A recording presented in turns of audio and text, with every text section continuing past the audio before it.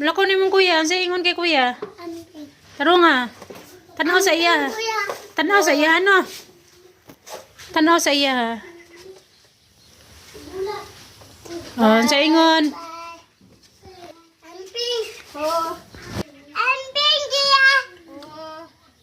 Tarog eskwela kuya, ha? Haji? Unsay mo hingon? Ha? Unsay mo hingon? Amping. Bisaya ka dong. So, ayan guys. Ihatid na natin si RG. Hatid ko na talaga to kasi baka lalalaga na naman to siya mag-isa mamaya. Hi Didi, na Didi kay. School sa'yo na nani? Kinapar kinaya. School sa'yo na? Ora? Ora? Hindi alam ng batang to na wala pala silang pasok today. So, bumalik siya. So, ayun guys, ano ko kasi naka-filter pala yun kanina. Didi! Didi, it means parang auntie or ate, ganun.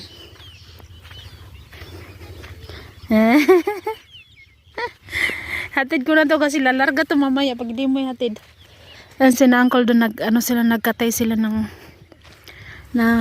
baboy. Dahil paparating na yung huli. Ganito kasi dito pag may holiday na darating eh. Minsan yung iba nagkakatay ng kalabaw. Minsan naman kambing.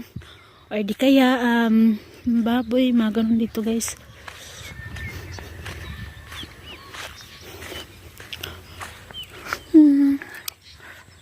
Si Ari naman kakaalis lang.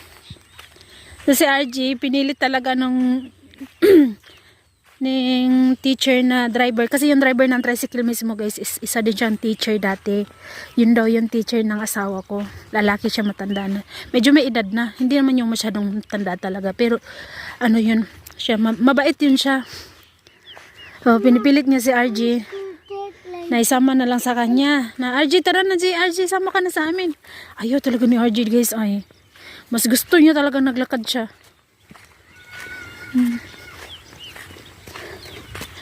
Yan lang yung outfit niya today. Hindi ko na sila dyan nakita dahil ano naman, medyo may araw naman na din. Hindi na nga rin niya nakabunit eh. Kasi pag nakabunit pa yan, tatanggalin niya rin mamaya sa school tapos makakalimutan niya. Laging may nakakalimutan doon si Ari na si RG. Minsan naman kutsara, kagahapon na kutsara yung nakalimutan. Minsan naman yung baonan, yung takip lang yung nadala, yung ano niya wala.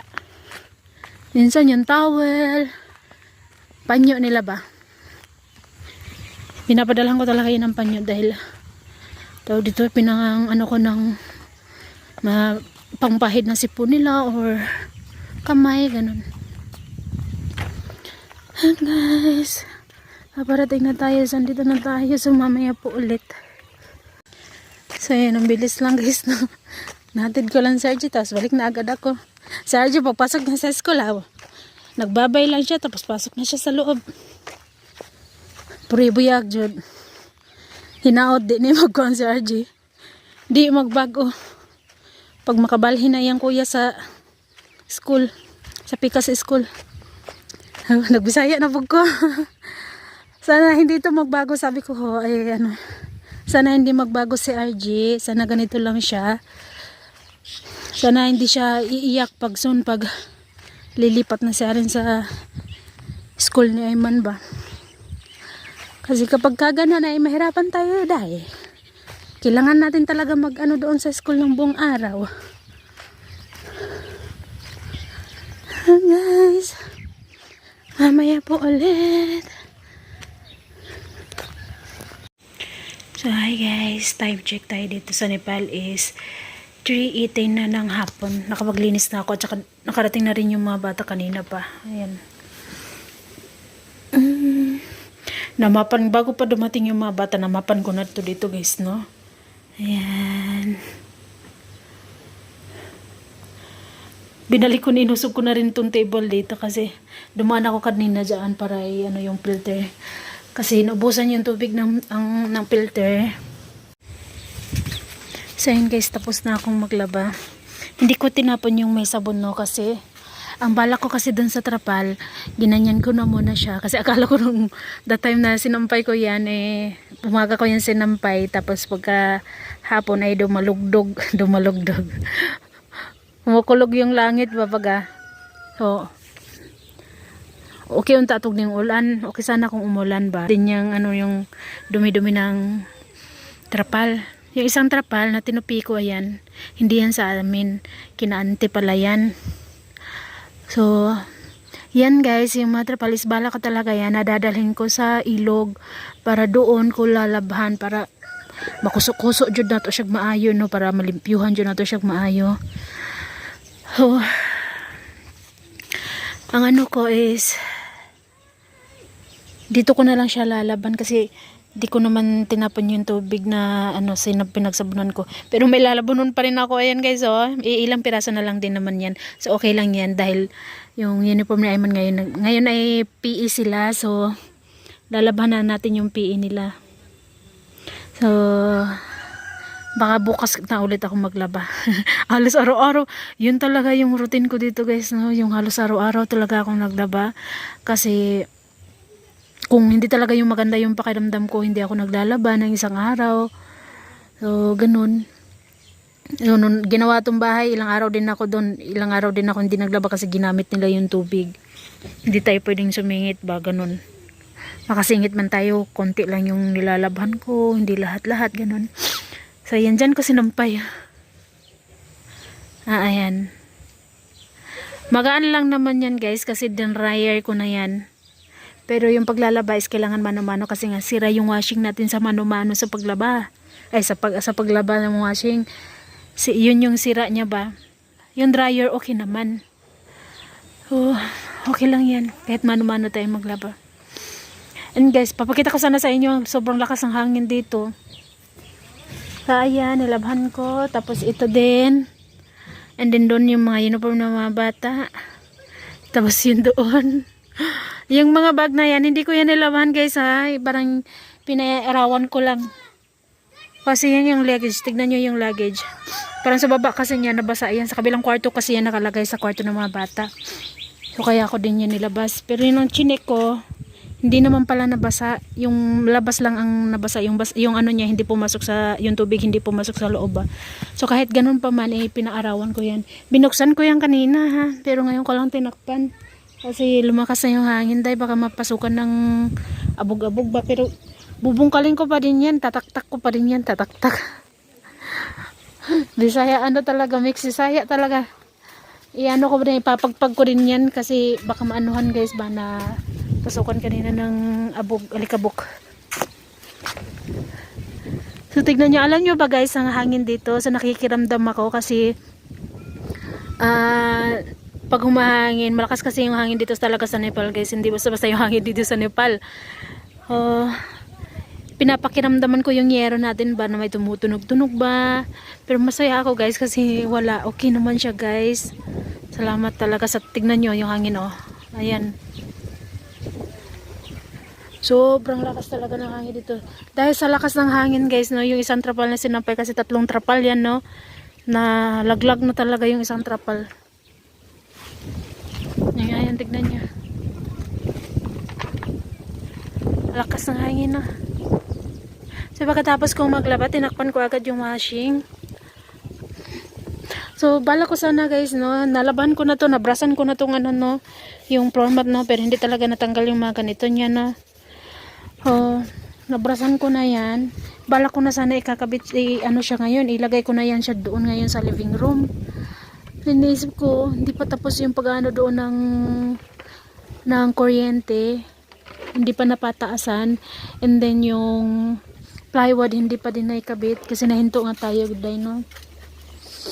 Sana matapos na rin yun, guys, no? Iniisip ko, baka pag ikabit ko yan ngayon, magisi-gisi naman yan siya sa next ano nila. Kasi malalaglagan ng mga ano ba, mga matatalim ba. So, hayaan ko muna lang yan. Although may punit-punit naman yan, pero sayang pa din Kaya, ikakabit ko pa din yan. Sa living room na lang natin, guys. Sa dalawang kwarto natin, wala. So, it's okay. Kung ano man yung meron ngayon, yun lang yun. Ayan. Grabe yung ibon. Wow! Nakikita nyo yun? Hala, papunta sila dito, guys, oh. Ano ko sa inyo, guys? Hala.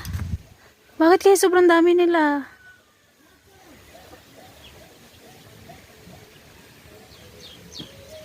Akala ko papunta sila dito, naghiwalay din naman sila.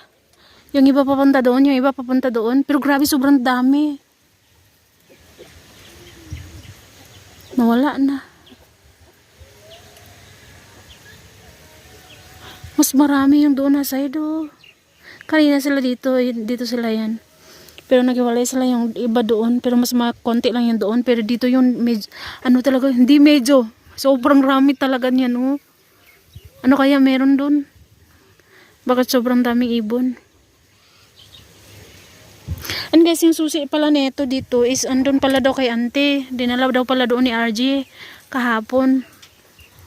So, si ante wala, napapastol din si ante. So, sabi na ante sa akin, mamaya bibigay ko. Although kanina naglalaba din ako, kaya busy din tayo. Si ante din busy din. Kasi bukas, magsisimba din si na ante. Ayun o, yung iba doon, oh. Ayun o, marami din pala dito, oh. Ibon. Sa likod kanina, naglinis na ako. Yung bato-bato, yung maliliit na bato, inano ko na, nilagay ko na dito sa likod ng bahay ng tinaniman ko dati, guys. Ng cauliflower at saka cabbage. Doon ko na kinumpol yung maliliit na bato. Kasi nagsabi na doon si Tsuluba kahapon, eh. Habang nagsasampay ako kahapon, sabi niya na kunin ko na daw yung mga bato-bato na maliliit. So, nag-okay naman ako, dahil kasi tayo yung doon, nakilagay ng bricks. So, dapat tayo yung maglinis dahil, no? Tsaka natapos ko naman siya kanina. Paghatid ko ni RG ng mga bata kanina, is inano ko talaga kaagad. Dumiretso na ako dito kaagad, naglinis. Ayun o, ayan o.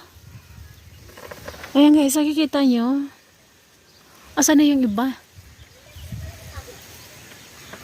Grabe, sobrang dami. Ang dami ko sinampay.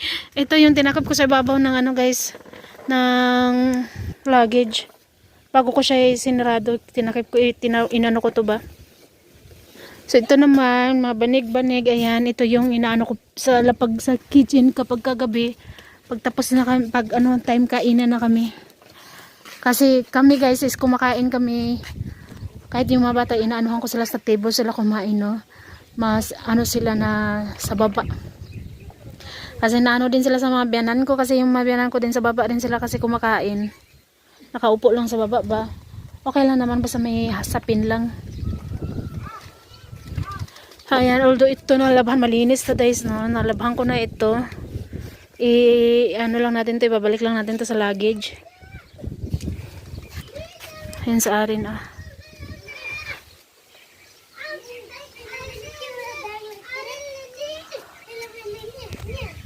Ito rin, nilabahan ko rin to, kutsun to dahil na.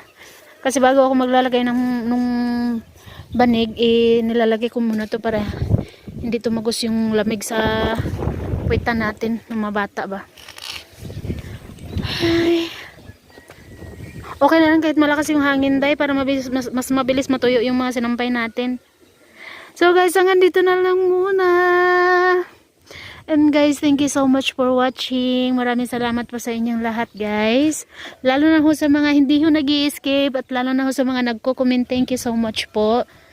God bless everyone. So hanggang dito na lang muna, guys, dahil busy pa si Inday. O dahil natapos na ako maglaba, ibungkalin ko muna to. Ipapagpag ko na muna ito, tapos balik din natin ulit sa luggage. Tapos ilagay na natin sa loob. Ayan sa arin. Tapos dito malinis na rin. Ayan. Ito na lang talaga yung ilalagay natin sa loob, sa kabilang kwarto. Ayan. Kanina nagwalis na ako dito. Malinis na. Ayan guys, yung isang electric pan sira. Ayan, no. Pero pwede daw yan papalitan. Yung lang yung sira niya, yung Ano yung, yung patuyok-tuyok niya doon. At saka yung stand niya sa baba, yung bilog ba. Nabiyak. So sis Rose, ano ba yung kinuminta? Kita ko yung comment ni sis Rose na ano yung halaman na malago. Ito. Ito guys, ito sis no, buyag. Ang dami-dami talaga nito. Hindi ito nawawala ng bulaklak ba. Kasi yan, tignan nyo ba naman, nalalanta na yung iba. Pero may palabas na naman ulit. Ayan. Ayan o. Nakikita nyo. Nagbabay na ako pero nag-ano pa din ako ah. Hayaan nyo na ako guys. Ayan, tignan nyo sis oh. Ang ganda oh. Ang bango. Tsaka kung ito naman ito, hindi ko alam kung anong pangalan yan. Hi guys! Hi guys! Welcome to my channel. May Hapon! hapon. Ay, Oh! nahulog. Binalo! Nahulog. Sagdiir na. Nahulog rin. Palihugog punit rin. So guys, hanggang dito na lang muna. Bye bye po everyone. God bless us all. Thank you for watching guys. Bye bye po.